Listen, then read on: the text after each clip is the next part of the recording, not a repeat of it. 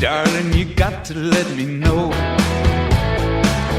Should I stay or should I go? If you say that you're mine, I'll be here till the end of time. We begin, as we must, with a slight reprise of conversations that we were having last summer, never mind yesterday. And my job, of course, is to try to laser in upon the simple inquiry that allows us to open up veritable vistas of contemplation and cogitation. I really like this. Why do we have an amber list? Your thoughts, please. 03456060973.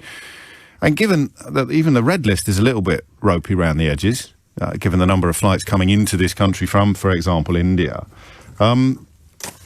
you know what the green list is. There's not really anything on the green list except Portugal. I know technically there are other countries, but unless you're planning on a quick holiday in Port Stanley on the Falkland Islands, I think that's more a technicality than an actual potential tourist destination. Just to get the B word in early, the fact that Portugal can not only be on our green list, but also be welcoming us with open arms while the European Commission contemplates the possibility of a broader union-wide policy is yet more evidence that all of the nonsense we were fed in the run-up to the referendum about not being able to make our own decisions independently was an awful lot of nonsense. But I think we'll focus on the farmers probably this week as opposed to the lies about borders from 2016. And then one newspaper reports today that 270,000 people are going to fly to amber list countries from the UK by the weekend. I don't know how the Daily Telegraph, in this case, have calculated that number. I suspect that they've done a multiplication of the number of flights we reported yesterday had left the country on one day. I think we had 150 flights to amber countries that had left in one day, I think on Monday, wasn't it? And if you times that by the number of days between then and the weekend, you come up with 1,300 flights, I guess, and some 270,000 people. I don't know if this counts as a silver lining, but I am a humble soul who lives on these islands. I am more, to be completely objective about it, if I was a sort of virus VAR, it's not a bad idea, is it? If I was a virus VAR whose interest in the pandemic and foreign travel was entirely independent of where I live and who I am, if I was some sort of overseeing algorithm, I think I'd be more worried about us exporting the Indian variant at the moment than actually importing it. You may well disagree with that. I guess I'm thinking out loud, but I would have thought that the idea of 270,000 Brits flying to countries that are not currently dealing with the same scale of the Indian variant that we are was a bigger problem for them than for us. There you go, I've said it out loud now. I think that lands, doesn't it? That makes sense. I mean, and of course then the individual country's decision or dependency upon tourism becomes once again a trade-off between potentially health and wealth, and the vaccination arguably changes everything. So I could run you through the clips again. It's probably an even longer list now, isn't it? The list of clips that are demonstrative of how the front bench ministers or ministers in this government can't even agree with each other about what we should and should not be doing.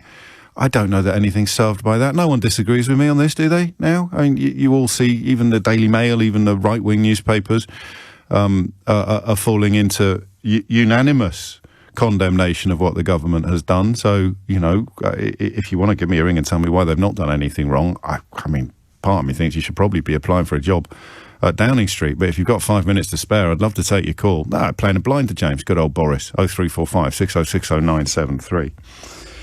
And that is still the mystery, isn't it? In fact, this figure of 270,000 people, up to, don't take that up with me statistically, take it up with the Telegraph. It follows fast upon the Prime Minister saying yesterday, it is very, very clear. That's actually hilarious. Boris Johnson commenting on the current foreign travel regulations by describing them as very, very clear. They're so clear, in fact, that his own Ministers can't agree on what they are. You got Lord Bethel popping up saying, don't go anywhere, don't go anywhere. You got Eustace saying you're allowed to visit your friends, but you're not allowed to go on holiday. What if you're going on holiday to visit your friends? What is visiting friends in foreign climes if not a holiday? I do not know. So Eustace and Bethel can't agree. Then you've got little Matty Hancock and Grant Shapps. All of them are at complete odds with each other. But Boris Johnson stands up in true Trumpian fashion and says, it is very, very clear. It isn't. Doff cap, tug forelock. Yes, it is, James. Very, very clear. I know exactly what's going on. I'm not going to ring you and tell you why it is clear and why it is a fine example of brilliant leadership because you'll fade me out or you'll cut me off because you don't like differing opinions. Oh, that's a shame.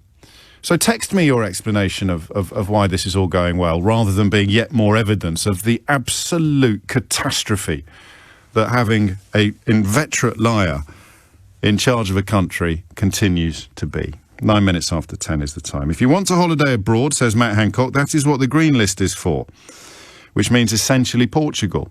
Quite a few of you are pointing out that you can't even get to the Falkland Islands without passing through a red country. So my suggestion that that was more a technicality than a bona fide tourist destination has already been proved, if my texters are correct. So Matt Hancock says, if you want a holiday abroad, that is what the green list is for, or holiday at home. Boris Johnson says you should not be going to an amber list country on holiday, which, if you consider that to be fair and clear, perhaps you could give me a ring and tell me why 270,000 people are flying to amber list countries by the weekend. 0345 6060973. Here's my theory. I think if you've been vaccinated, you think you're golden. Right?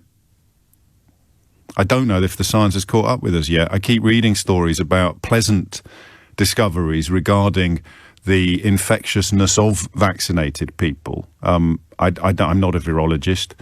I prefer to listen to virologists as opposed to, for example, your Auntie Doris's Facebook page. But it seems to me that we feel more confident. And most of the science suggests that's fine.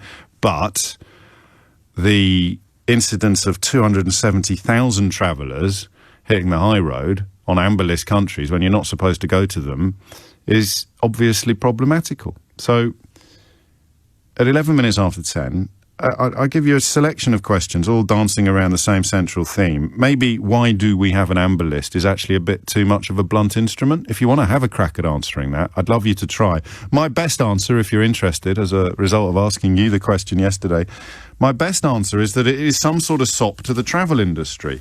It is essentially telling us not to do it, but letting us do it so that some money will pass its way into the tills of severely depleted tourist and airline companies, even as the governments say at the same time that you shouldn't be doing it. I mean, whether or not you think that level of hypocrisy, that level of double dealing is either a fair analysis or likely or unlikely is entirely up to you. But if it's not that, you need to tell me what it is. How can you have a Prime Minister standing up telling us as a country not to do something and then read in the next breath that 270,000 people are planning on doing it? Do you know, I struggle to come up with the best example now. If you listen to this radio station on a regular basis, you'll know that we find ourselves in the frankly incredible position of carrying adverts, encouraging or offering help with filling in customs declarations forms to export to the EU, which you now need as of January as a result of Brexit. You need to negotiate more red tape than you ever did before. So we carry that in the advertising breaks, and then in the actual programming breaks, we still get calls from people who've been persuaded that Brexit has reduced red tape. Is that the best example yet of how bonkers things are? Is it Lord Frost, David Frost, writing in the Spectator magazine today about the realities of dealing with this very difficult border between Great Britain and Northern Ireland within months of the Prime Minister swearing blind that there would never be a border between Great Britain and Northern Ireland? And what's your best example of the upside down that we currently inhabit? Or is it this? Is it the Prime Minister saying it's very, very clear, don't travel to amber list countries, while you turn the page of the same newspaper and you learn that almost 300,000 people will have flown to amber list countries by Sunday? 0345 606 0973. Why do we have amber list countries, and how has this happened? That's the bit I find always most interesting, but it is, of course, the bit that opens the window to the possibility that nobody's in charge. This is politics as pinning the tail on the donkey. Oh, doesn't matter. They'll forgive us anything. Just look at Hartlepool.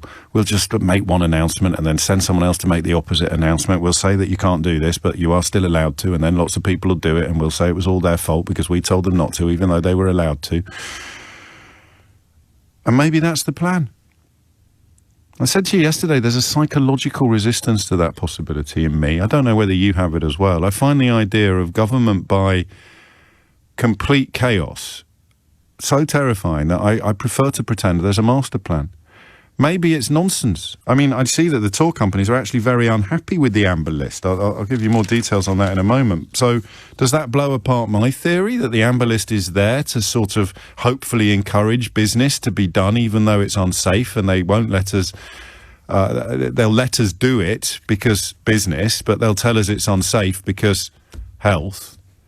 I honestly don't know, and I can't make a habit of this. So as the time approaches 10:15, you turn the radio on to get absolutely copper-bottomed predictions. You turn the radio on at 10 o'clock in the morning to find out what is going on in the world. Yesterday I said to you, take with a pinch of salt this idea that they're going to suddenly announce that we can go to European Union countries, because if I was a European Union country, I would be very worried about people coming from the UK. And then, lo and behold, today's newspapers... fears about the spread of the Indian variant will delay a European Union decision to allow easier access for British tourists. Oh, that's exactly what we predicted yesterday, while the rest of the media was insisting that that announcement was imminent. So I know you tune in for the facts, for the predictions, for the truth. And it's probably not great when you hear me say, I haven't got a Scooby-Doo what is going on. But I've got to be honest with you. I haven't got a Scooby-Doo what is going on. Can you explain to me why we have an amber list of countries? 03456060973. And can you explain to me how in May of 2021 we still have a government that doesn't know its backside from its elbow when it comes to introducing clear and comprehensible rules as opposed to guidance with regard to foreign travel? And of course, as with yesterday, if you live in it, give us a ring. If you're flying out, flying in, doing the hokey-cokey, letting it all hang out, give me a call and tell me what has happened. I loved opening yesterday's show with Riaz, who tweeted me on Tuesday evening to tell me he was actually on a bus from Heathrow to the quarantine hotel, rang me from the quarantine hotel yesterday. His word, not mine, complete chaos. And I want to know why. What is it? Is it because of Brexit? Is it the old O'Brien theory that because the entire government is built upon such an absolute fandango of nonsense and lies that they can't climb down from anywhere, or they feel completely empowered to continue providing a complete fandango of nonsense and lies? When does truth re-enter the building? When does it re-enter the conversation? I don't know. Oh, and meanwhile, there is a border in the Irish Sea. Really, I'm asking you to riddle me this, okay? You're told by the most senior politicians in the country not to go on holiday to amber countries.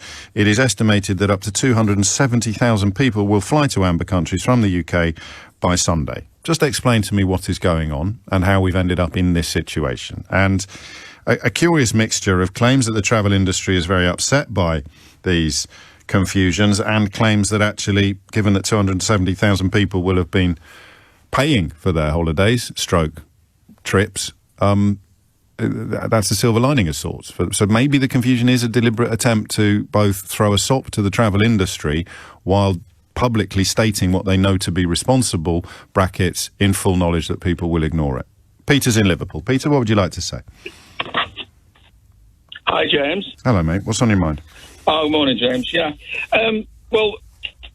Cock up or conspiracy. I think I agree with your point. There's a possibility that this is all about throwing a token to the travel industry. That could be the conspiracy. And yet the travel industry is queuing up to call for, basically all the amber to be green by tea time.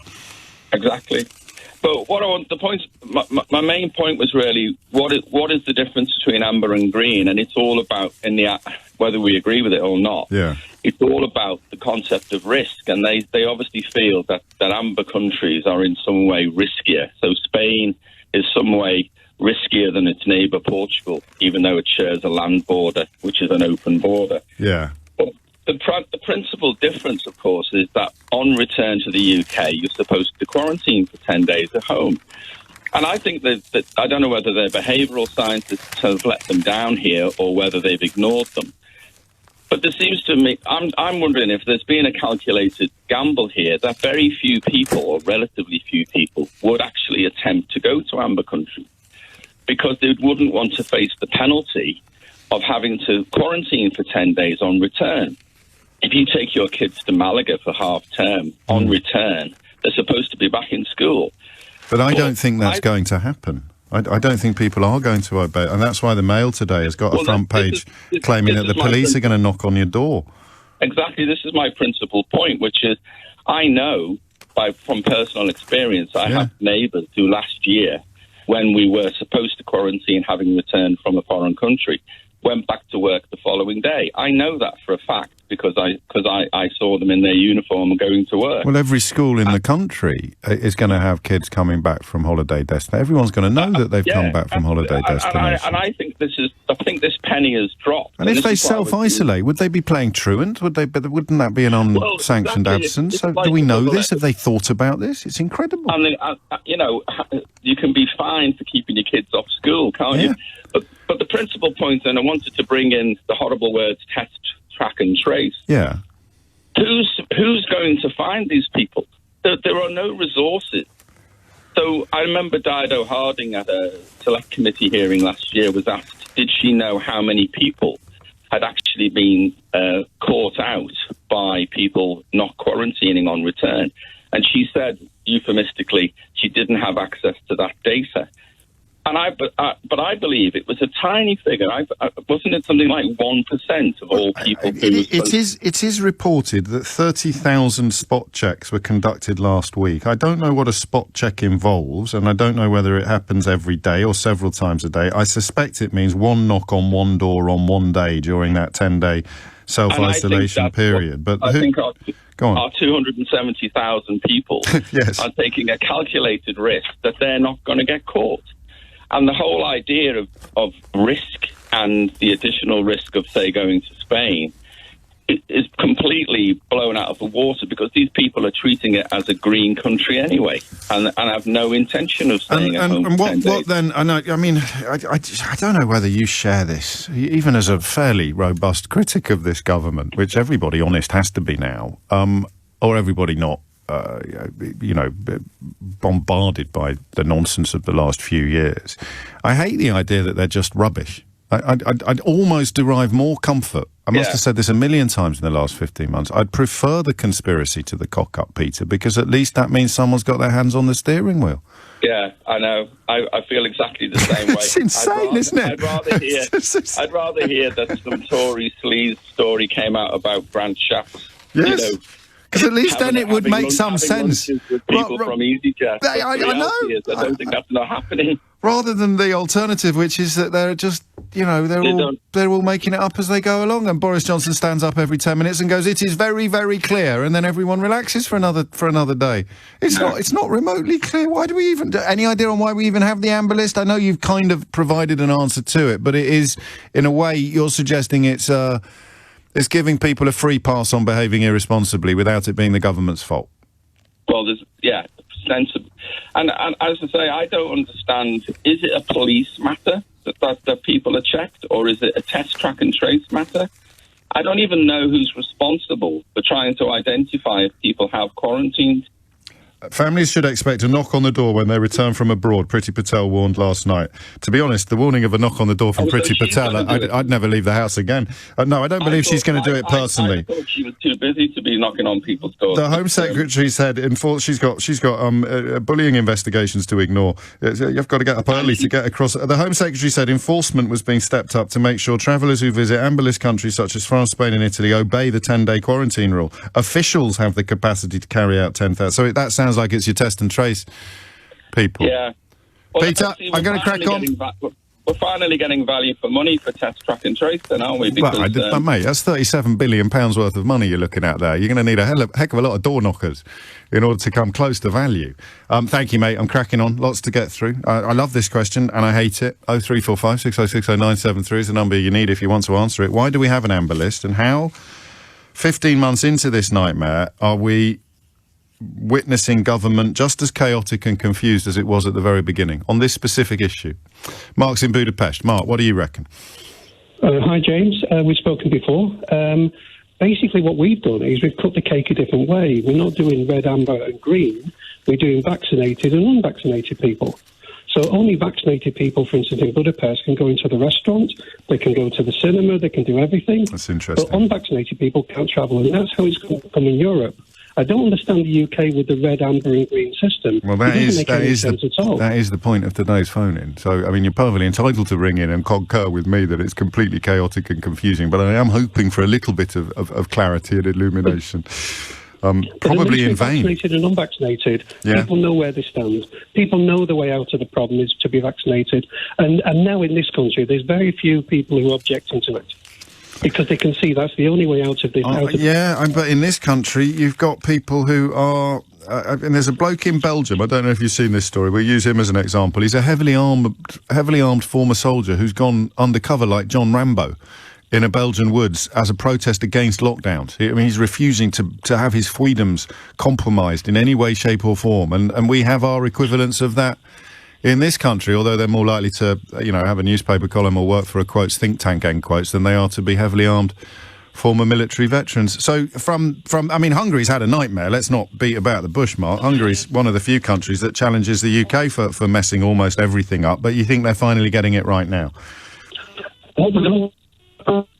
There you go. That's the problem. Victor Orban's got hold of Mark's mobile phone contract. Doesn't like the idea of criticism coming in live from Budapest. So there it goes. Victor Orban, of course, something of a role model, it seems, increasingly for elements of the current Conservative Party. 28 minutes after 10. Tristan is in Bristol. I'm watching Made in Chelsea at the moment with my daughters, so some names have an immediate resonance. I can only apologise to you, Tristan, for yours being one of them. What did you ring in to tell me?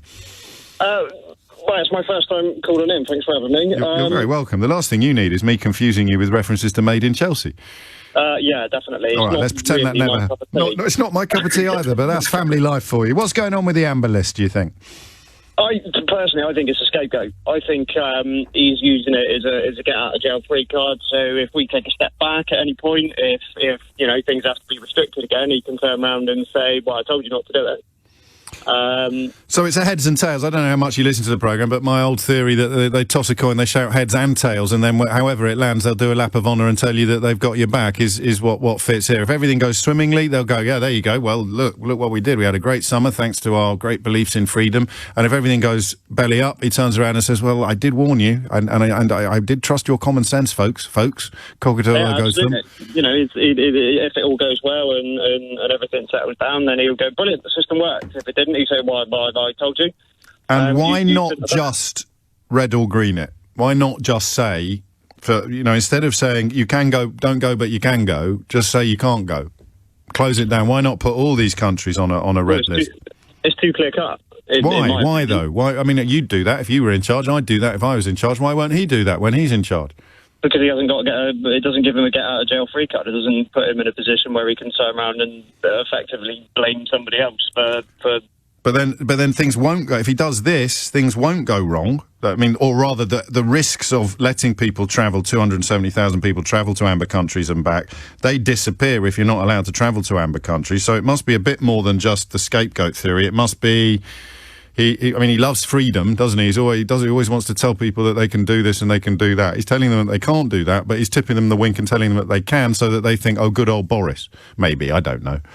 I don't know. I don't know. I still firmly believe that he just wants to have a way out, and I feel it was the same as when they had the sort of eat out to help out scheme as well. It was, eat out to help out. Everybody, go and have loads of free food, sit in a restaurant or a bar together and all mingle. And then obviously in retrospect, that probably wasn't the wisest thing we've ever done. Although at the time, I think I can't even remember anymore, but I'm pretty sure I was a massive fan of it because I really welcomed the opportunity and I trusted the advice. When you find out who Rishi Sunak was bringing into Downing Street to offer advice, of course, you find out after the event, and the story assumes a very different tone. But Tristan, a sparkling debut. Thank you, mate. I'm going to go out on a limb and suggest that when Boris Johnson said to you, "It is very, very clear," you might have had a quibble or two. I wonder once again whether we overcomplicate things sometimes. Why is there no clarity in leadership on foreign travel at the moment? because there's nothing in it for Boris Johnson to provide clarity and leadership on foreign travel at the moment. We come back to the Fifth Avenue theory of government. He could shoot somebody on Park Lane. I was trying to think of something that was an avenue then to tally with the Fifth Avenue theory of government, but I got off the top of my head. There aren't that many famous avenues in the UK. Don't at me, please. There's one in Kidderminster called Imperial Avenue. So there you go. He could shoot someone on Imperial Avenue and not lose a single vote. What did we learn in the last ballot? It was a slightly more interesting picture than the early analyses allowed, but still, why should he? If you're Boris Johnson, you're fundamentally lazy, self-serving, and entirely concerned with your own short-term gratifications. Why would you bother getting your head around a complicated, difficult, and probably unpopular plan when you can just stand up in public and say wibble, wibble, wibble, wibble, wibble, wibble, wibble, wibble, wibble, wibble, wibble, it is very, very clear. And your backbenchers will cheer you as you sit down, and huge swathes of the country will go, good old Boris, he's doing his best. Wibble, wibble, wibble, wibble, wibble, wibble, wibble. It is very, very clear, folks. And that's it. So I sit here, you sit here, most decent, honest, but that's not fair, actually. I sit here, you sit here, we sit here, asking, how has it managed to be such a mess again? The answer is because there's nothing in it for him to provide clarity and leadership. He doesn't have to, does he? You know? He doesn't have to. Why would he bother bringing in something unpopular, difficult, detailed? It's not going to win a single vote or lose a single vote. Everybody's got their scarf tied so tightly around their neck when they're on his team that the oxygen stopped reaching their brain 5 years ago, give or take a few months. So why would he? Why should Boris Johnson get a proper handle on this? Keir Starmer's not landing a single punch on him politically at the moment. The polling is entirely good news for the Conservative Party. We're being a little bit naive, thinking that Boris Johnson would actually care about keeping people alive or keeping the country safe. If you think that, then you've been asleep for the last 15 months. So genuinely, this is perhaps analysis at its most cynical.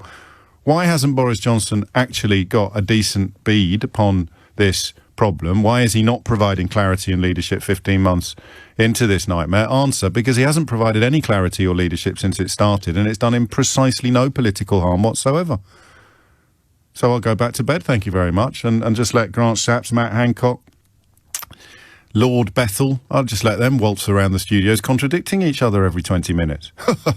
Folks, cogito ergo sum, something, something Latin, wibble, wibble, wibble, it is very, very clear. I mean, that is Trumpian, right? To stand up in the House of Commons yesterday to say, it is very, very clear. Blah, blah, blim, blim, blum, blah, blah, wibble, wibble.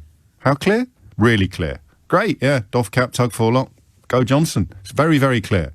And that's why, I guess, it's a slightly thankless task trying to unpick it. Because you're not going to ring me if you don't care, are you? You're not going to ring me and say, thing is, James, I've been so gaslit and groomed since 2015 that right now, if Boris Johnson turned up on my doorstep and asked me to hand over my firstborn child, I would do it very, very happily because, patriotism or something. You're not going to do it. So why does Boris Johnson not provide clarity and leadership on this issue? Because he hasn't provided clarity or leadership on any issue whatsoever, and it's done him no harm at all. Yeah. By Jove, Watson, I think we've solved it. Stuart's in Kuala Lumpur. Stuart, what's going on?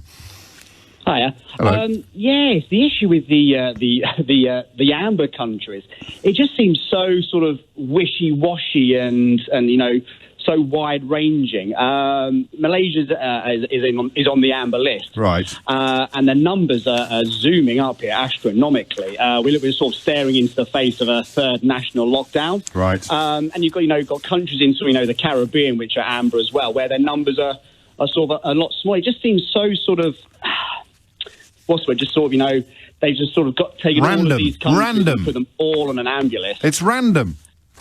It does seem This is the stick in the tail on the donkey school of government, Yeah. except they're blindfolded and there's no donkey. There's just a bloke wandering around with a pin.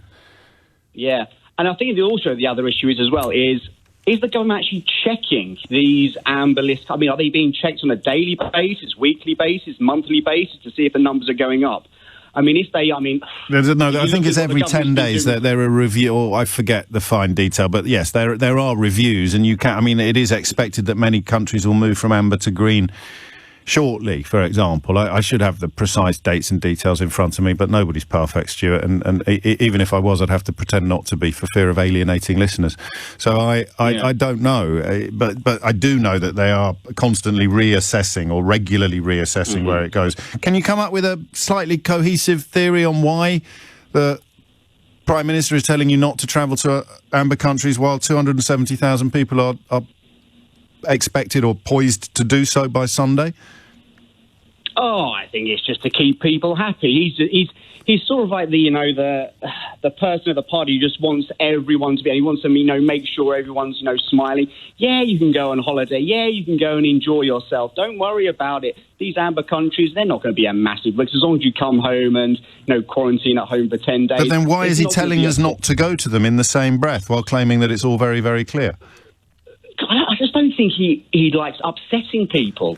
I think he's got this real risk of, alienating certain groups. So he wants to try and keep everyone happy. And he ends up keeping nobody happy, except perhaps... And he's keeping nobody happy. Well, the people going on holiday are probably happy, unless they come home and Priti Patel really does turn up on their doorstep every 24 hours to make sure that they're abiding by the rules of the quarantine. So the question keeps morphing. I mean, at its heart, why do we have an amber list? But at its...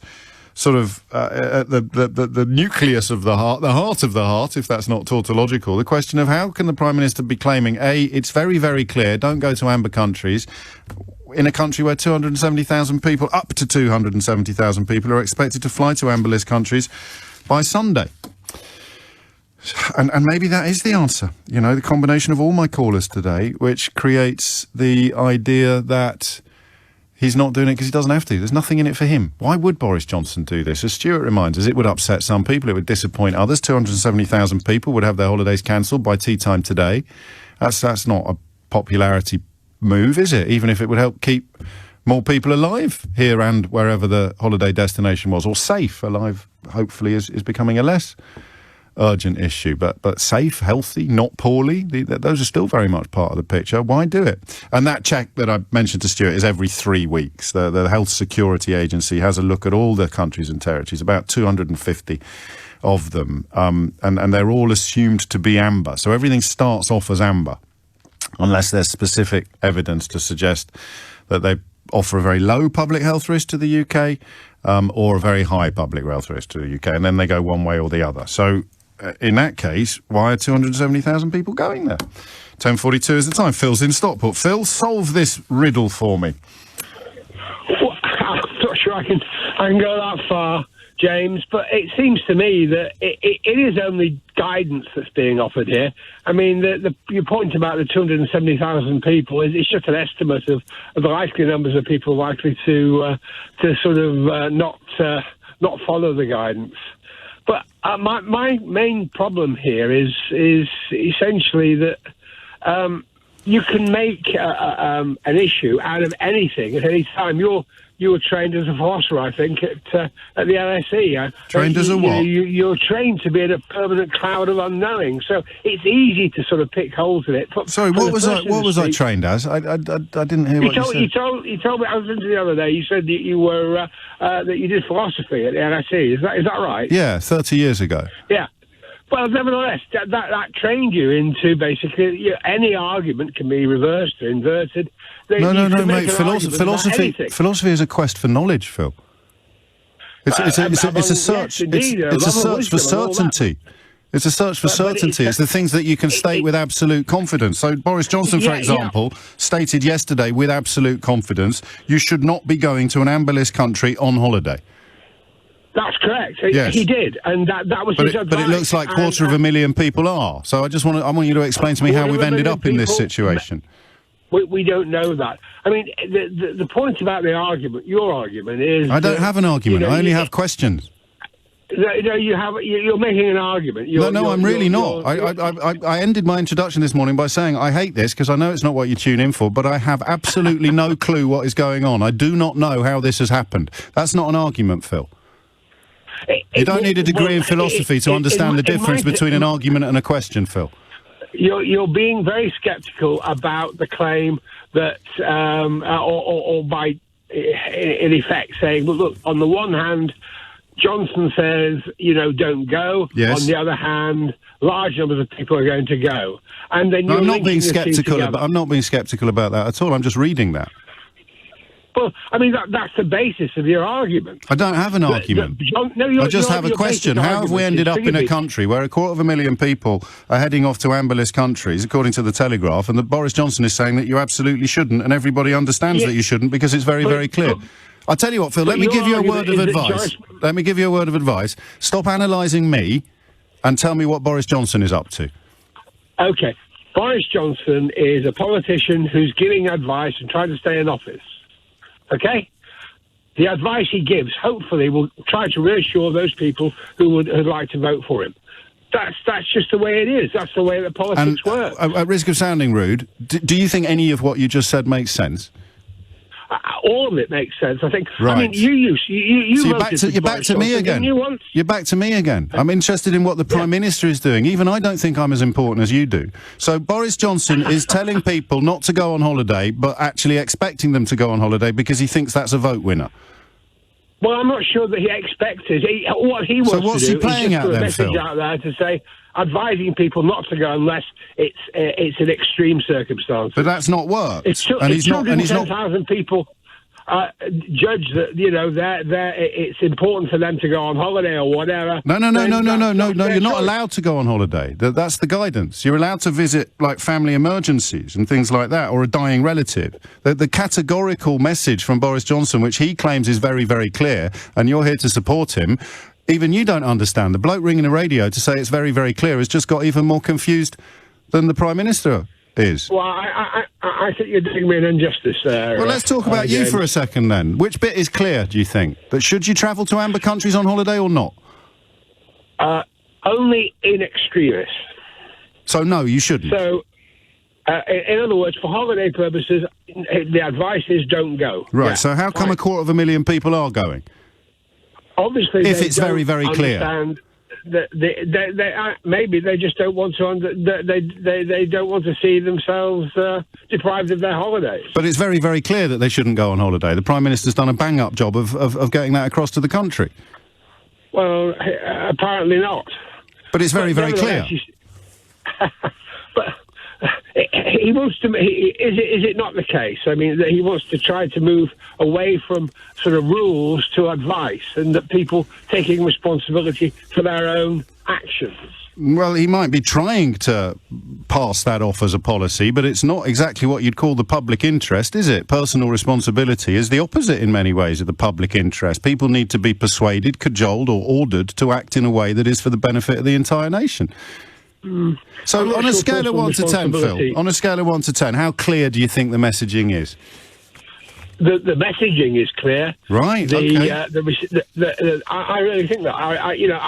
And at what point? So let's say 270,000 people haven't got the message. How big would that number have to be before you thought to yourself, guess what? Do you know what, James? I wonder if that is actually clear. Well, I'm not sure that you can quantify it in that way, can you? Well, you have to at some point. There has to be a threshold after which you would find yourself thinking in Stockport, actually, maybe it's not that clear after all, because X number of people clearly haven't got the message. Well, there are many examples of clear guidance from government. For example, don't smoke, and there are millions of smokers. Yes. So, I mean, there isn't a necessary they also, well, there is. They also brought in smoking bans in public. There's also bans in many public places where you're not allowed to smoke. There's no smoking signs all over the place. If you light up a cigarette in those places, you get your collar felt. Absolutely. Do you know what, Phil? I can see why... There isn't a direct correlation between the clarity of the message and people's willingness to accept the message and act on it. Yeah, I hope you've enjoyed this call, Phil. There is quite a lot of concern about potential insurance issues. I'd be surprised. I listened to Simon Calder on Next Show. I'd be surprised if there was some sort of technicality at the heart of this confusion. I think this confusion is caused by the fact that Boris Johnson doesn't have to provide any clarity. If he stands up and says he's being very, very clear, that's good enough for some people, even if it's the polar opposite of what is true. And I don't know that that's even controversial anymore.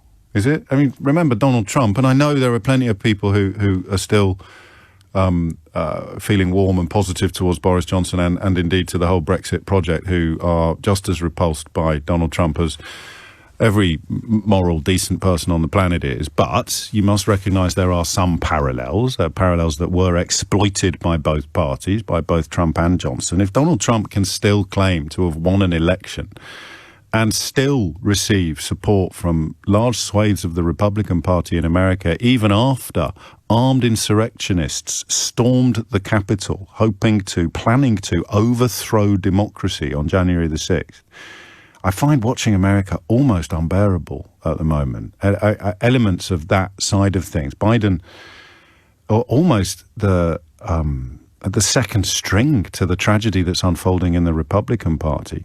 Armed insurrectionists stormed the Capitol, planning to overthrow democracy, and they were doing so at the outgoing president's behest.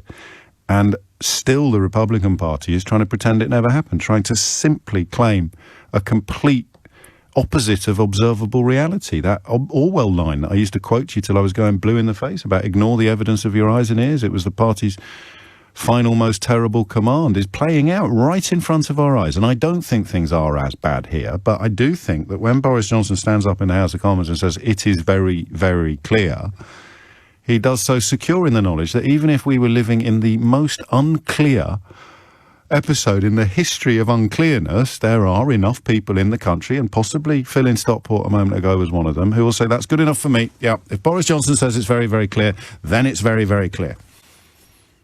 0345 606 0973 is the number you need if it's very, very clear to you, because it's not very, very clear to his own ministers, of course. You've heard Lord Bethell saying don't go anywhere. You've heard Boris Johnson saying don't go to amber list countries unless you've got a serious illness in the family or something similarly extreme. You've heard Matt Hancock saying holiday at home or go on the green list. And then you've got 270,000 people apparently not getting, up to 270,000 people apparently not getting the message. I believe Grant Shapps is going by the name Grant Shapps today. We are not encouraging people to travel in amber and red categories, and we're certainly not encouraging people to travel for holidays in amber either. And there it is, in a way, you know. We're not encouraging people to travel on holiday. Oh, all right, that's fine then. But they are travelling on holidays. Not my fault, personal responsibility, common sense. What's the point of having governments then? Richard's in Chelmsford. Richard, what's going on? Hey, James. For me, I'm in a bit of a different situation to most people in that I'm an international racing driver, and I have no choice but to travel to amber countries for events. Obviously, when we travel to green list countries for events, that's obviously easy. And when the event is in an amber country, if it was in a red list country, that event would not be able to go ahead. And you can imagine the consequences for drivers in my industry, other teams in the industry, and everything like that. Obviously, when we come back, we do all of the quarantine and everything. And what I believe should happen is when But this is essential work, I guess, isn't it? I mean, even though you've got quite a glamorous job, it is still essential work, technically speaking, and correctly so. I assure you, it's glamorous on the outside, but it's not quite so glamorous on the inside. But yeah, it's essential travel. But I think that, I think for me, the government messaging is perfectly clear. And now if I was asked by some friends to go on holiday to an amber list country, I would say no. But I think, again, it's this blurred line from the government where they haven't made things completely obvious. And one thing that they did when we had to travel during the no travel period was you had to present all of these forms and invitation letters from the event, and then they said you could go. And I don't see why they don't bring in a policy like that now, where you have to have evidence of an essential reason to travel. I think the messaging is clear, but the implications of it and the way they implement it is not clear enough. Well, maybe that's... Well, I don't know whose fault it is, but just to run through it, today is Thursday, in case anyone's confused. It is very, very clear, Richard, that it is Thursday today. On Tuesday, Johnson said it was very clear that the public should not book holidays to amber list countries. George Eustace, the Secretary of State for Flags and Environment, then said that they could do so if they were going to visit family and friends. Lord Bethell, a health minister, then said that any foreign travel whatsoever was dangerous. And then the Welsh Secretary said out loud, well, some people, someone called Simon Hart, who's new to me, he said, well, some people might think a holiday is essential. And I've heard that argument actually quite forcefully expressed by people who've had a nightmare 18 months and are desperate to get away to the Costas. So blame possibly is the wrong word, given that, well, it has to be Johnson's fault ultimately, but Johnson's Teflon, Johnson's untouchable, Johnson is this unique politician who bears no consequences at all for his actions, and in the meantime we'll just sit and hope for the best. I think that's the message I'm getting today.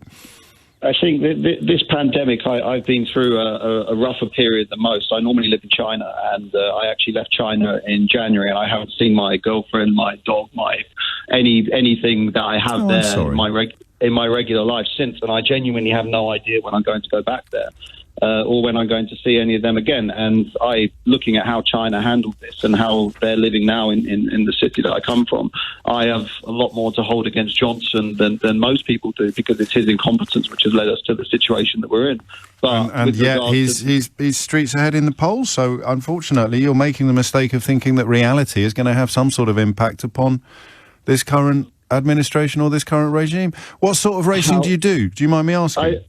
No, I race in sports cars, Le Mans 24 hours, stuff like that. I was in Vienna at the weekend competing in the European Championship. I have to go to France again in a few weeks. I was in the UAE at the beginning of the year in the Asian Championship. So throughout this whole thing, we've had to keep going non-stop. So I've been spending pretty much all my life in quarantine at the minute. But that's okay, because that's my career and that's my choice, you know. But for me, the message that it's pretty clear. It's that you should not go on holiday to an amber country, and you know, maybe that's it then. Maybe that is it. I mean, given that, you know, just because all the ministers are confused by this messaging doesn't mean it's not clear. It just means the ministers are a bit thick.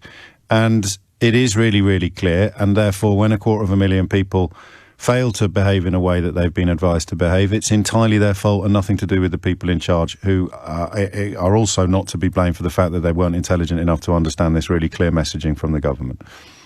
Well, you know, I think that they, again, it's the implementation thing that needs to be done. They need to. They don't implement anything, do they? That's the problem, and that maybe is part of the old libertarian nonsense. Where are you flying to next? I go to France in a couple of weeks. You said so. I wish you were. How did you get on in Vienna? Did you win? No, we were looking good, and then there was a deluge of rain towards the end of the race, and it put us off strategy. So we were only 8th, but before that, we probably would have got a podium. So well done. Sometimes it goes your way, sometimes it doesn't. Indeed, it does. And thankfully, we're already late for the news, so I will be able to resist the Alan Partridge-esque urge to rave about the quality of the drinking water in Vienna. Good morning to you. If you're just tuning in, you could be forgiven for thinking it's yesterday, because we're still trying to examine the confusion surrounding foreign travel. I'd just like to throw another one into the mix now, having had the pleasure of listening to you for an hour. Maybe he's gambling again. He always gambles, really. He does two things. He either takes a complete punt on something and then tries to deny all responsibility for it if it goes wrong, while doing lap of honour after lap of honour after lap of honour if it goes right. Or he delays making a decision until the last possible moment, at which point making a decision is actually very, very easy, you know. But this time maybe he's doing a little bit of both. So, yes, of course, the red list could be much, much longer. Yes, of course, he could have made it clear. Wayne puts it well in Basildon. He says, Boris Johnson is telling you not to go through a door while holding it open. I love that. I'm having that. That's perfectly put, actually, probably the best contribution of the day. He's holding a door open while telling you not to go through it. And there is while also saying it's very, very clear what you should do. Don't go through this door which I'm holding open for you. It's very, very clear what you should do. That is, in a way, what is happening. I don't think anyone can dispute that. And you're perfectly entitled to say, well, it's obvious you shouldn't go through the door. And you're perfectly entitled to say, well, it's obvious that if he doesn't want you to go through the door, he shouldn't be holding it open. And that maybe is the point. He's trying to kind of get a kind of 40% success rate with 100% of people, as opposed to getting 100% success rate with 40% of people. So here's my theory, right? And it changes every minute of every blooming day at the moment. But if you combine that proven inability to make difficult decisions, to always postpone difficult decision making, with the sort of gambler's propensity for rolling the dice, what he's doing here is gambling that people are going to go abroad and it's not actually going to be that big a deal because of the vaccines. So if he were prioritising health and safety above all else, if there was still either no vaccine or we weren't in such a strong position regarding vaccinations, he would probably be pursuing a different policy. I'm doing that thing again where I'm presuming there's a plan as opposed to just a sort of lurch from chaotic cock-up to chaotic cock-up while taking responsibility for none of it. That's an equally valid position, but I always prefer to believe that there is some sort of leadership in place, even if it's very, very hard to see. So this is, I think, close to my genuine opinion, and by that I simply mean that I wouldn't necessarily put money on it. But he's gambling that because of the vaccine, then holding the door open while telling us not to go through it will obviously lead to hundreds of thousands of people piling through it. But he thinks we're going to be okay this time, given vaccination rates and other issues. And for what it's worth, speaking as a punter rather than a pundit, certainly not a politician, I think I probably agree with him, actually. I think the risk, oddly, with the hundreds of thousands of people leaving the country is posed chiefly to the countries that we're going to, where vaccination levels are not as high. So if you do hop off the plane with an infection and you do pass it around the local population, they're going to be severely less protected from that infection than you would be if you were passing it around your own neighbourhood. So maybe that's in there somewhere. I don't know. 8 minutes after 11 is the time. I sometimes get texts into the studio which are clearly not intended for the studio. They're clearly not intended. I don't know whether this was intended for Nick Ferrari and it has arrived a little late, or whether it has been sent in error. But I'm fairly confident that "would you prefer to come over tonight?" was not intended for the LBC studio text feed. 9 minutes after 11 is the time. Rob's in Borden in Hampshire. Rob, what would you like to say? Morning, James. Hello, mate. I've got a few lines to this. Go on. So we've had a holiday booked to Greece. It was originally meant to be in January of this year, and we moved it to May, hoping that we'd be okay to go. And then obviously with the new restrictions, we've moved it to the middle of June. Okay. And again, we were hoping that the restrictions would release. We're the same, actually, but we've cut our losses now rather than waiting for the... We're very similar now. Right.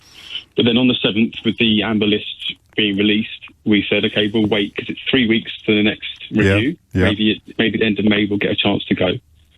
And then in the meantime, we've booked, my wife is Irish, so we've booked a trip to Ireland as a backup. So it's quite nice, we've got something to do. Yes. But when I spoke to the tour operator, they said to me that despite the government website saying you should not go, yes, they were still going to fly because it was possible that you could still go. Right. So and what does that do to your refund? Well, you know, I think this might be part of it. I get a little bit wary. It depends what sort of mood I'm in, Rob. Some days I think, oh my God, we've stumbled across the scoop of the century. We're the best. We're the greatest.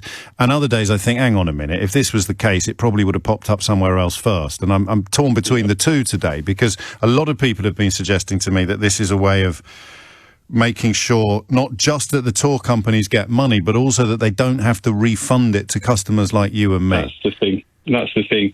I think, in my opinion, the rules are very straightforward. I'm looking at the advice on the website now. It says for amber and red, you should not travel to amber list countries. Yes. That's the government website. So for me, that's the government telling me I can't go. So the tour companies should refund me. Except I suppose that George Eustace has said if you're visiting friends and family, you can go. And the Welsh Secretary has said, well, maybe a holiday is essential travel. Is it? Yeah, I don't know. But I have a theory as to why people aren't following the rules and then still going on the amber list. Go on. Let's say your trip was meant to go today or yesterday. Yeah. By the time the lists were announced, you're inside the 14-day period that you get to move your holiday.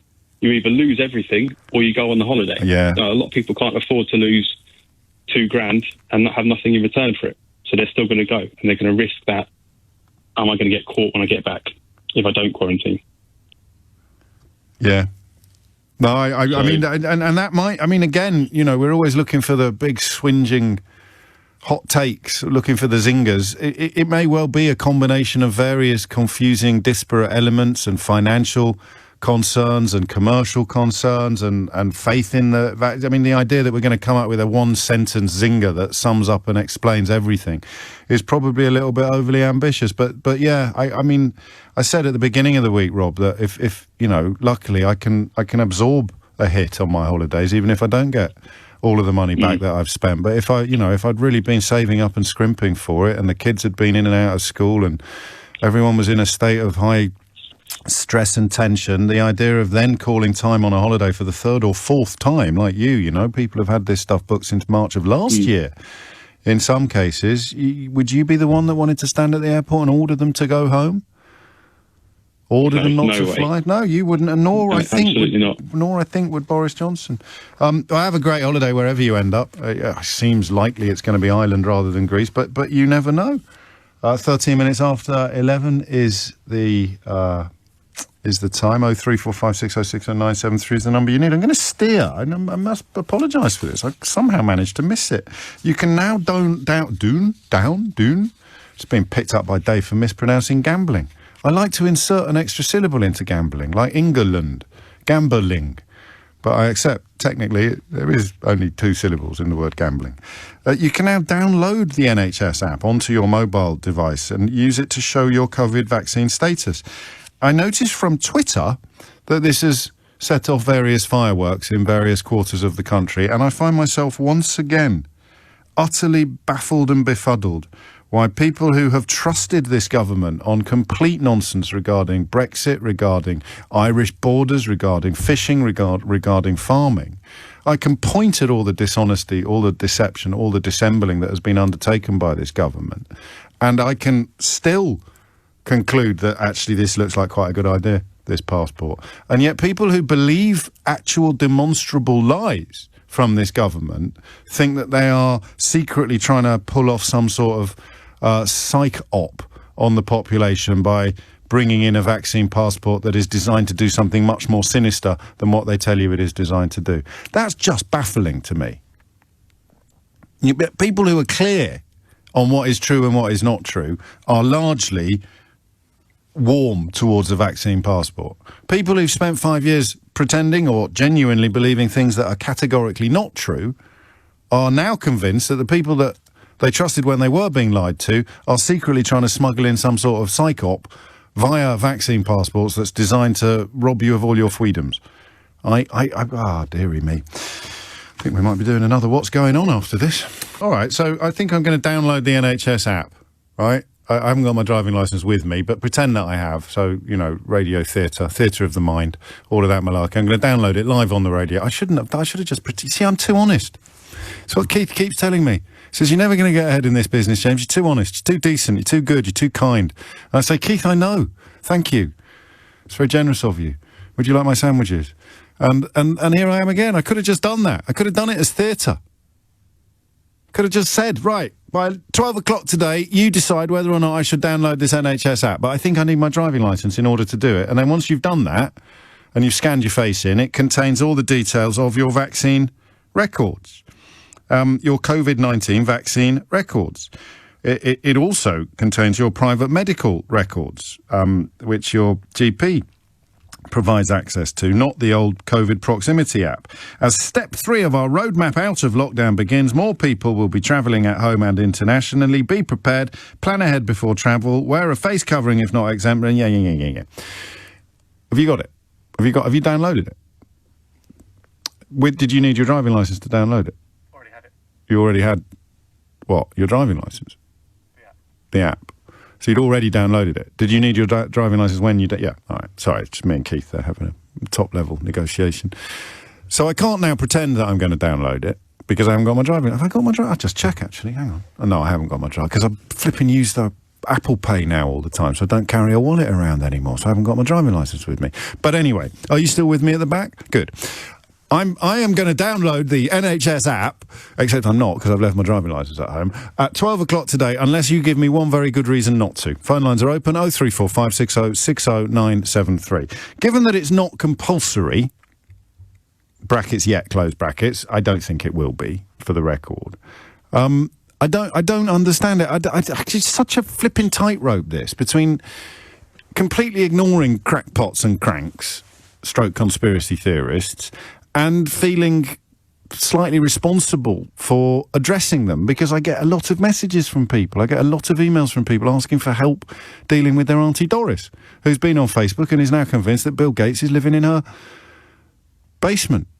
You know what I mean? How do you do it? Sheila Fogarty is a bit of an example to me on this. When we were talking about vaccine skepticism, she did some really lovely programmes on the question of people who perhaps had good reason to be hesitant, rather than, you know, the classic JOB approach, which is to slap people around the chops with a wet fish and ask questions later. So I don't want to do that. But why on earth wouldn't I download the NHS app? Why wouldn't I do it? Quite a few people telling me I don't need my driving licence, I just need my NHS number. That's good to know. So actually, I think I've got my NHS number with me, so I can tell there's a lot of preparation and pre-production that goes into this programme, can't you? Yes. So at 12, unless you give me one good reason not to, 0345 606 0973 is the number you need. I'm going to download the NHS COVID app before Mystery Hour today. All right? Hit the numbers now. You will get through. Back to the question of foreign travel. Simon is in Braintree. What do you want to say, Hello, Simon? James. Hello, mate. First time caller. Welcome. I was in a situation where I went to Alicante. I was supposed to go to Alicante 7:15 on Monday morning with Ryanair. Yeah. And I was refused entry to go onto the plane. Why? What did you do? Were you drunk again? No. For two reasons. I'm not Spanish, and I didn't have a special pardon from the government. What day was this? Monday, 17th. I thought at 4 a.m. Yeah, there you go, you see. It's not us, it's the Spanish on allowing us to come in. So who was on that plane? How many people were in your boat? That's what I'm saying to you. 90% were Spanish, trying to get back to their homeland. Right. And 10% were on business and really good reason to be in Spain. That would fit. That would work well on the Monday. I don't know if it's going to be that relevant by Friday, Saturday. I'm thinking the papers are saying 270,000 people. I think most of these are nationals trying to get home because it's the first time we're allowed to fly out of the country. You could be right, and that would be quite encouraging and possibly even a sort of comforting in the context. Not for me though, because I couldn't fly. No, and what would you? I've got a house over there, so I've got problems with my house over there, so I had to try. But I was just refused point blank by the Ryanair. Well, that's staff. really interesting because I'm not seeing any of that in the British media. Possibly it's all about which end of the telescope you're looking through again, isn't it? But they tell us, oh yeah, you can go here, you can go there, you can't go there, you can't go here. You can't. They don't take much notice of what they're saying at the other end. No. But Ryanair didn't tell us when I bought the tickets. These are the things you need to get into Spain. No. I just booked the flight thinking I was going, but obviously I can't. So. Do you get a refund after they sent you home again? No. So you've just whistled for it? They still think I'm in Spain. International man of mystery. Yeah. I mean, you've made us arguably even more confused. It's unlikely that everybody... Well, we know that everybody travelling... There was so many Spanish down to Alicante. There was hardly anybody that was English there at all. Because they want to get home? Yeah, they want to get home. And meet their families. Yeah, and that is essential travel. Yeah.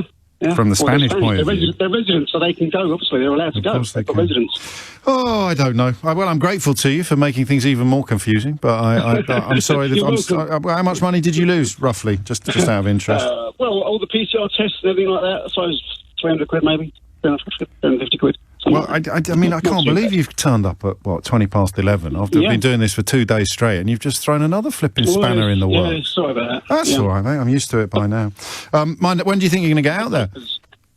Or hopefully maybe end of June, maybe, if it's a green country, I can go. Put you in touch with Peter, rang in yesterday from Alicante. I got a lovely tweet from him. He's been listening to LBC, shouting at the radio for 40 years. We finally tempted him to ring in all the way from Alicante yesterday. I could put you in touch, get him to pop round your finca. Make sure, give the pool a bit of a clean. That's what you're looking for, really. I could set up a little agency. 24 minutes after 11 is the time. David is in Brittany. What would you like to say, David? Oh, hi, I'm just a little bit behind with things here. I was just going to say my wife's in Kent. We live in France. Right. We were Europeans when we came here, but no longer, hey?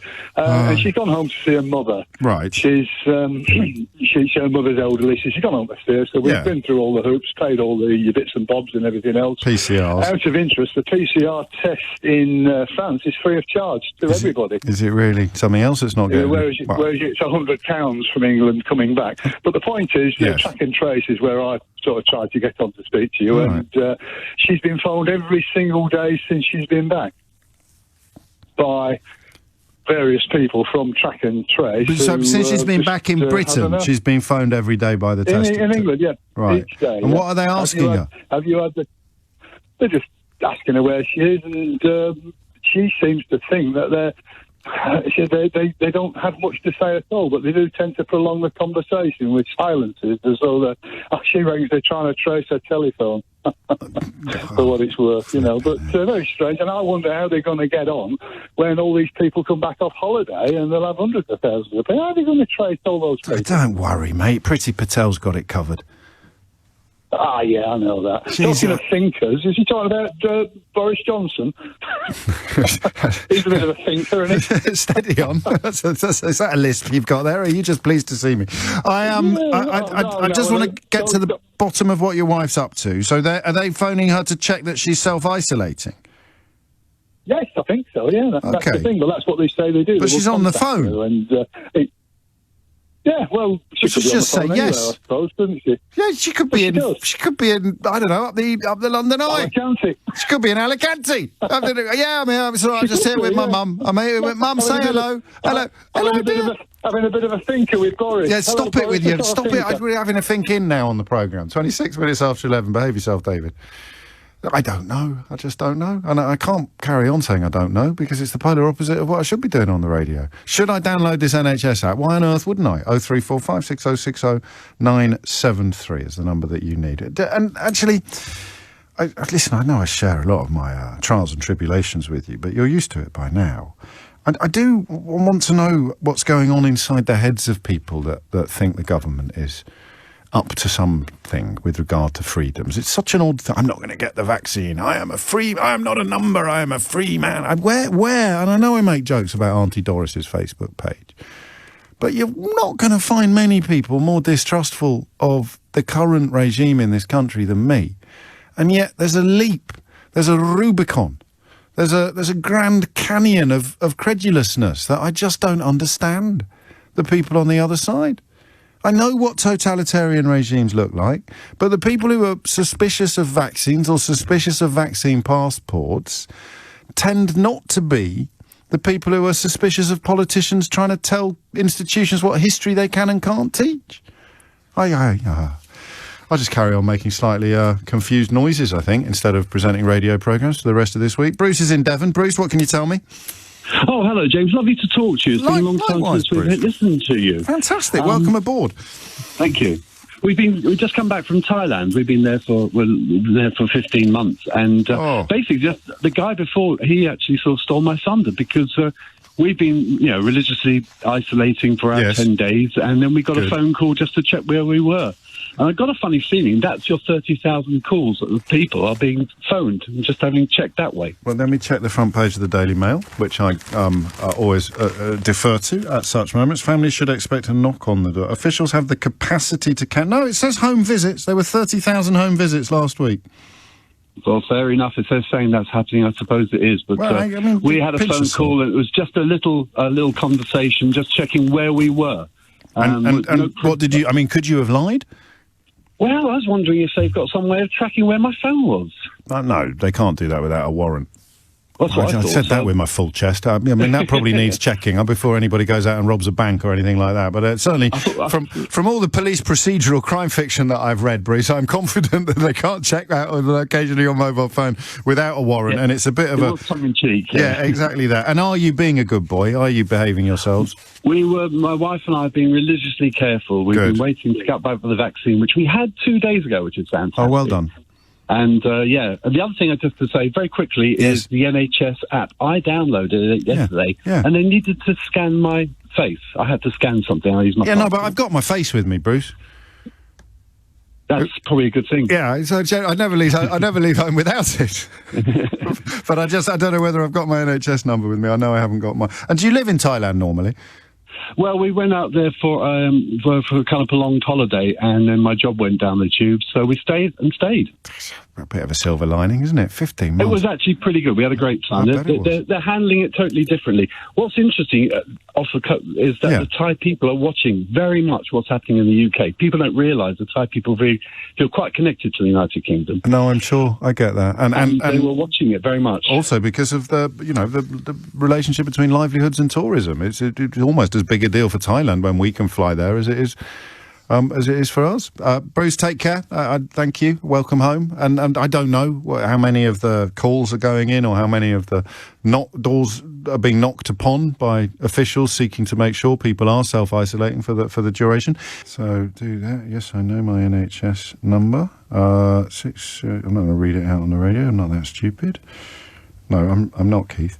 And then date of birth. Okay, so unless I get one very good reason before 12 o'clock today, I am going to sign up to the NHS app, which will contain details of my COVID status and vaccination status, and therefore become a form of vaccine passport. Tell me why I shouldn't do that. Quickly, mind, because we're going to run out of time, and it's Mystery Hour at 12. Mystery Hour waits for almost no man. Tell me why I shouldn't. And it has to be a sensible, credible, evidence-based reason as to why I shouldn't do that. Okay? The number you need is 0345 606 0973. Talking about travel, hopefully I'll get a couple of calls from people giving me good reasons not to sign up to this. Yep, those are my details. So I'm about to confirm unless you give me a good reason not to. And alternatively, just explain to me what everybody on the other side of this Rubicon has swallowed that I haven't. There's always the caveat that they're right and I'm wrong, and that I'll be laughing on the other side of my face in a couple of years' time when they round us all up by dint of what we've downloaded on our NHS app, or they use it to visit some terrible injustice, some egregious offence upon all of us. There is a possibility of that, but here is a Grand Canyon. I'm on this side saying, yeah, I think this government's pretty rubbish. Wouldn't really trust them to run a bath, but I can't see any downside to downloading this particular app, especially given that it's the NHS rather than the government. And you on the other side are shouting across the Grand Canyon of COVID. You're shouting, James, don't download the app because they're going to... And then do what? They're going to do such things. What they are, I know not, but they shall be the terror of the earth. Yeah, well done, Keith. King Lear, again. I want to know, what are you shouting from the other side of the Grand Canyon? Because if I don't hear the message loud and clear by the time Mystery Hour comes around in 24 minutes' time, I'm downloading that app, baby. Fiona's in Camden. Fiona, what made you pick up the phone? Oh, because today I'm free. I took my day 5 test and release yesterday, and now I'm out of quarantine. Hurrah! So I came back. Yeah. So I came back from Spain last Friday night. I had a call Saturday. I had a call Sunday. I took my day 2 test. Oh, by the way, yes. I was allowed to go to the post office to post it. Okay. To the priority box. And then I had a call I had the result next morning at 10 o'clock. I had a call that day, I had a call on Tuesday, and I had a call yesterday just as I was leaving the airport to get my day 5 test and release. So, by the way, I went on a train to go and get my day 5 test and release, which you're allowed to do. Oh, so okay. I mean, that's inevitable, isn't it? You've got to recognise the reality of existence. If you've got to submit a test, you've got to be able to go to the place where you submit it. So just talk me briefly, if you would, through the relationship between the 10-day quarantine and the 5-day test, because I need a little bit of clarification on that. Okay, so before I came back from Spain, I had to buy 2 tests, day 2 and day 8. Right. Prior to coming over, I was able to take an antigen test, which was €50. Yes. I had to pay £210 for the day 2 and day 8. Holy moly. And then I had to say on my locator form if I was opting into the day 5 test and release, which I said yes. Then, after I had submitted all the details, I had to book my day 5 test and release. So that's on top of the day 2 and day 8 tests? Correct. So day 5, if you've got the money, is a way that you can curtail your quarantine? Correct. Okay. And also depends on the company you go to, because I'm hearing horrific stories about tests not being there, right, and results not coming back. I think we need good news at the moment. I'm not poo-pooing your horrific stories, but your experience has been largely positive. I think people need to hear that at this point in proceedings. Especially with Misery Guts me presenting the programme, Fiona. A little bit of optimism and happiness will go a long, long way. Yeah. So today I'm free.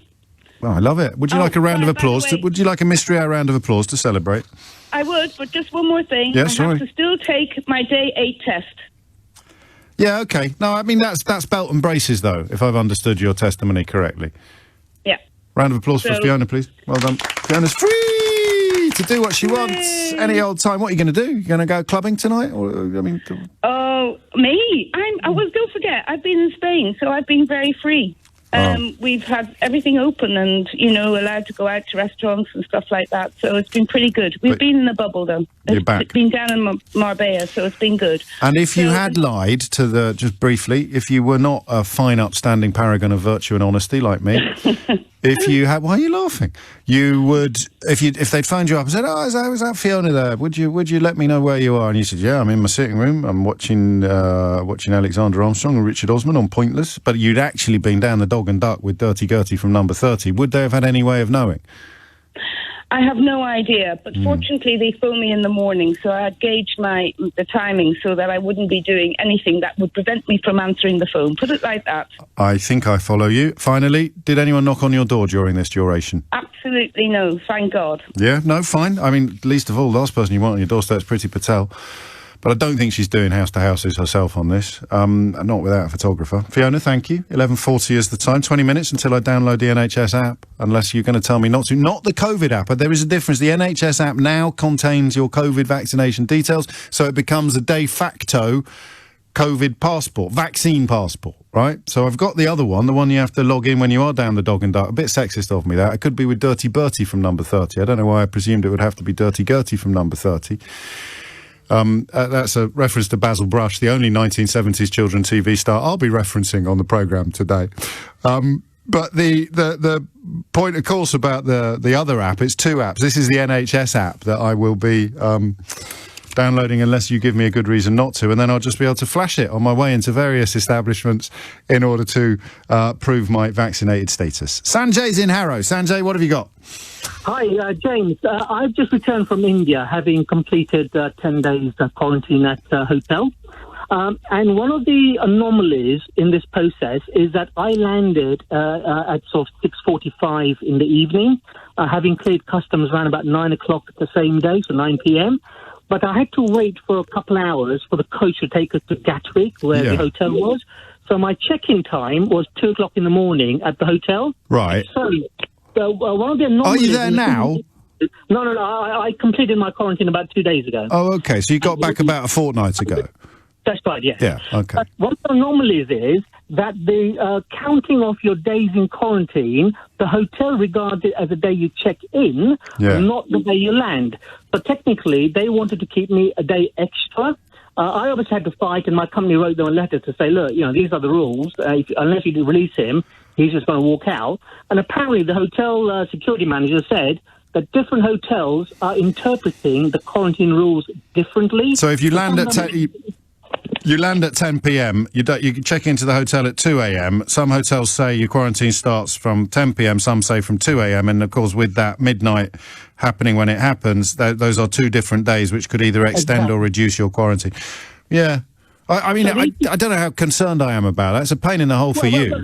Well, no, the concern is, for me, it didn't matter because my company was paying for my days in quarantine, but lots of people will lose a day's salary. Oh, I see what you mean. Yeah, of course. So, you know what I mean? And, if you're at home having to look after someone at home, you're losing another day, And the bigger point is, if it's a law, they should follow it. It doesn't matter what the law is. I mean, I don't agree with it too well, but I have to follow it. So why isn't the government following and all the hotels making sure it's clear? I mean, I had to fight, and because I understood the law and things, after 3 days, they'd agreed, and a passenger who was travelling with me, who wasn't speaking English too well, he was accepting it, but he, in the end, had to, was released 1 day ahead of schedule, according to the hotel. He saved a day's salary. So I think we need to just make sure that, the government is actually following all the... Hang on, all right, no offence, Sanj, all right? Yeah. If we are making a list of areas of this particular policy and production where we would like to see more clarity and leadership, I don't know that you would make the top 10 with your valid and completely accurate complaint, but that little wiggle around midnight, I appreciate, is going to affect the people that it affects in a negative way, but it's not going to affect many people at all. No, but I think the issue is it's a drip effect, James, and this is the whole issue around. Yeah, no, you're right. You're COVID. right. And if you get the small details right, then all the bigger things suddenly fit into place correctly. And it's just the attitude. If everyone has the attitude of, look, I'm going to do everything correctly, then all these issues that we're having regarding mixed messages from different ministers, including the Prime Minister, would not happen. How dare you say mixed messages from the Prime Minister? It is very, very clear. I'm sorry, I got that wrong. I'm sorry. It is very, very clear that you are not supposed to walk through the door that he is holding open for you. Yeah, it's just that I hardly ever go through number 11 and number 10. It is very, very clear, Sanjay. Very, very, very, very clear. Thank you. And welcome home. I'm glad, safe and sound. Andrew's in... No, should I go to Andrew after the break? Do I have any... I mean, the phones are ringing off the hook, but I can't tell whether or not anybody's telling me not to download. You've got 15 minutes to dissuade me. Keith's already done it, so he could be lost to us forever. This could be the point where Keith and I go off on our separate paths. Like... I don't know. Did Butch and Sundance ever go off on theirs? Did Batman and Robin ever go off on their separate paths? Did Don Quixote and Sancho Panza ever go off on their separate? I don't know. But Keith's already downloaded it. He's in the system. He's in the Matrix, dudes. Shall I stay out? What colour pill shall I take? You can decide. 11 minutes until I download the NHS app, unless you can give me one good reason not to. And then I'll be all kind of like, whoa, yeah, VIP'd straight into the Bozo with my COVID passport, with my vaccine passport. And you'll be stuck outside, getting cold and wet. And other questions about the test and trace, the quarantine, the 10-day status. I don't know why, and it probably wouldn't stand up to much scrutiny, so I'm not going to expose it to much scrutiny, but I'm feeling a little bit more upbeat about everything than I was at this point yesterday. Certainly even an hour ago. It just seems that, I don't know, people have been checked up on, albeit not physically. Awful lot of people. I like the fella who was off to Alicante, couldn't go because the plane was full of people who actually live in Spain. That puts a slightly different gloss. I mean, it's a shame, really, that a phone-in host has to rely upon the best callers in the country to actually provide a little bit of clarity and confidence, because the government certainly can't. But I don't know. I don't know whether you're the same. I feel a little bit more optimistic than I did at the beginning of proceedings, even as the complete absence of clarity and leadership from the top continues. I even had a smile on my face when I came back from that junction, because the last text I read said, if Priti Patel knocked on my door, James, I'd phone the police. 11:50 is the time. Andrew is in Norwich. Andrew, what would you like to say? Good morning. So I've just got back from France. Lovely. Done my second and 8-day test. But when I went out there, I took we had a COVID test some time ago, and I took a fake one with me this time, which was no problem. Got into France, no problem. On the way back, they stopped us at the airport because we hadn't filled the locator form in correctly. Right. So we refused to get on the plane. Oh. But when we got back, the reason I'm calling is when we got back, I just went about my business, and actually on day 8, they did call round the house. But you weren't self-isolating? I literally got home to, because one of my children was sick. Yeah. So my wife called me, said, I need to go out, can you come home? So I went home, and literally as I got home, they turned up. But I mean, you know, I have to condemn you quite roundly for not. So, I mean, there's two things here that would be of concern, are of concern. You used a fake COVID certificate to get out of the country, and then when you got back, you didn't self-isolate. We live in an area. I don't mix with anyone because of the job I do, and right. it didn't. You're not a radio presenter, are you? No. Well, I mean, I'm bound by law, by Ofcom, and all sorts of other things to criticise you in the roundest of terms. So, and I am doing. I mean, consider yourself criticised in the roundest of terms. But did the person who came round to your house, did you get there just in the nick of time? Yeah, I mean, I think I was home 5 minutes before he turned up. And then he knocks on the door and says, have you been self-isolating for the last 8 days? And you say, absolutely I have. He didn't really ask that. He could see I was there.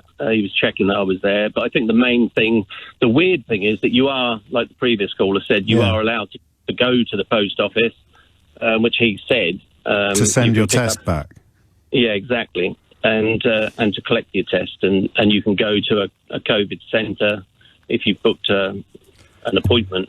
So, you know, technically, if they called you and you weren't at home... You could say I was at the post office posting the test. Exactly. Yeah. Yeah. I mean, the problem is it's all being done on trust, and you broke that trust, Andrew. Yeah, of course. You're very relaxed about it. Are you a burglar? Well, no, but it's just it was that doesn't meet people. There's no way I thought that they would come round, to be fair. And then they did, which call again me is good news for those of us who disapprove of. Yeah, absolutely. Yeah, I mean, I went out there probably 4, 5, 6 months ago, and same thing. Came home, just got about my business. Never had a phone call. Are you a lumberjack? No. Oh. And just briefly, why the fake COVID certificate? Because it's £189 where we lived to get a COVID test, which was a lot of money. Yeah. When you're in France, you actually get a free one to come home. I know you do. And when you've got a family of 5, not that I took them this time, but you know, a lot of money to pay on top of everything else. No, I mean, you put me in a difficult situation, as I've mentioned now several times, because you sound so relaxed about riding roughshod over all the rules and regulations, mate. Well, it's not good, but I'm sort of emphasising they do actually come round, so which shocked me. But they didn't catch you, did they? So you're on the one hand, you're telling me, James, don't worry, mate, they're definitely checking up on people, and I say, oh, Andrew, that's interesting. How do you know they're definitely checking up on people? I say, well, they came round mine, and by an amazing miracle, it was one of the few minutes that week when I was actually in the house. I know. Oh man, I'm laughing at your tone of voice. That is literally what you're doing. You're ringing up to reassure me that the checks on people who are self-isolating are not as bad as we thought they might because they checked on you, but you weren't self-isolating and you waltzed away scot-free. Exactly. All human life is here, Andrew. Consider yourself genuinely, my laughter notwithstanding. Please, if you're toying with the idea of doing anything like what Andrew has done, don't do it. And now, before you go, I need to know what job you do, because what is a job where you don't come into contact with any people? Can't tell you. You can't tell me? No. I'd get found out. Okay. Oh, I do a text vote on it. It's Mystery Hour. You don't want to come on Mystery Hour, do you? You could be the first question. Yeah, who am I? What? Stop it now. I shouldn't be laughing. You're a very naughty, you're a very bad man. A very, very bad man. And I mean that sincerely. It puts me in a tricky situation because you know... What are you on the phone for? I'm just phoning James to let him know he's got nothing to worry about. That old checking up on people who are self-isolating system is actually in place, and it might not be Priti Patel that comes and knocks on your door, but someone knocked on mine. Oh, that's great. That's magnificent news. Thank goodness they seem to be getting this right. How do you know that it's working? Well, they came round mine to check that I was self-isolating. That's great. And were you self-isolating? No, I just got back 5 minutes before. I've been off being an international man of mystery. I can't tell you what I do for a living because then I'd have to kill you. What a call. Tony's in Ramsgate. Tony, can you tell me what you do for a living? You don't have to. I just wondered if you could, like, technically. Well, I'm retired now, so... There we go. I was in the film business, but no longer. Carry on, Tony. What made you pick up the phone today? Well, I just got back on Monday. I left England on February the 24th. And it's just my view on the government strategy at the moment, which is to discourage people from going abroad by the testing costs and the 10-day isolation is all really designed to keep people in the UK so they spend their money in the UK and not in foreign countries. But then they could put us on the red list. Well, yeah, they could, but, you know, so they're dangling this...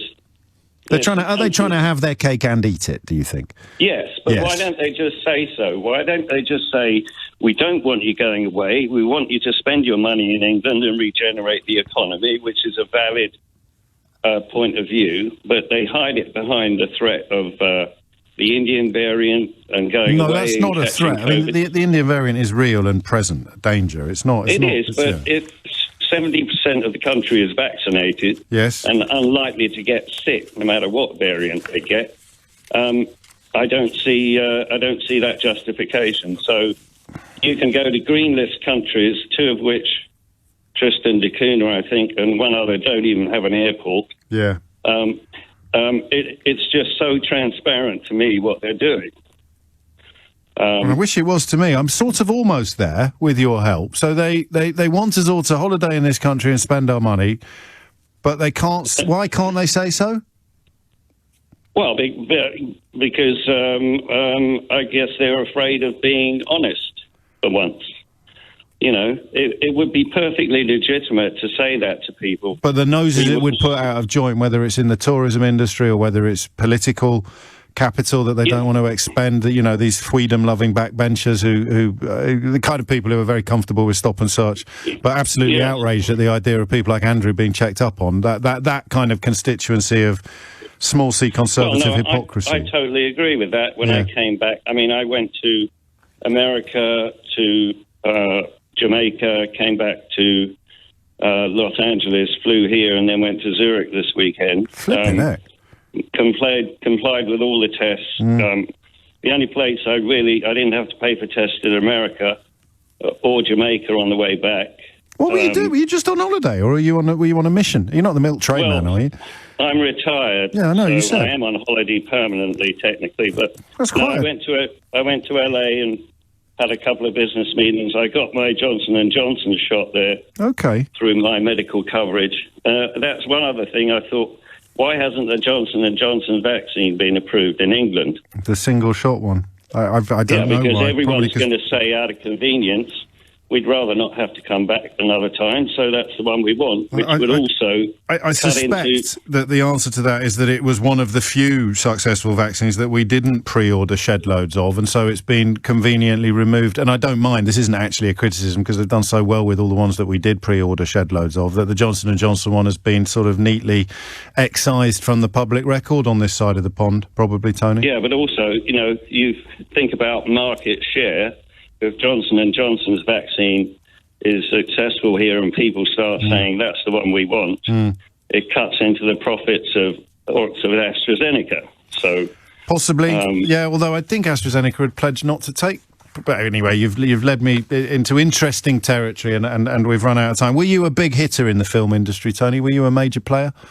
Well, I had a successful career. If I say I worked on a few good men, that might give you an indication. That'll do now. Are you suggesting that I can't handle the truth, Tony? That's great. Thank Good you. talking to you.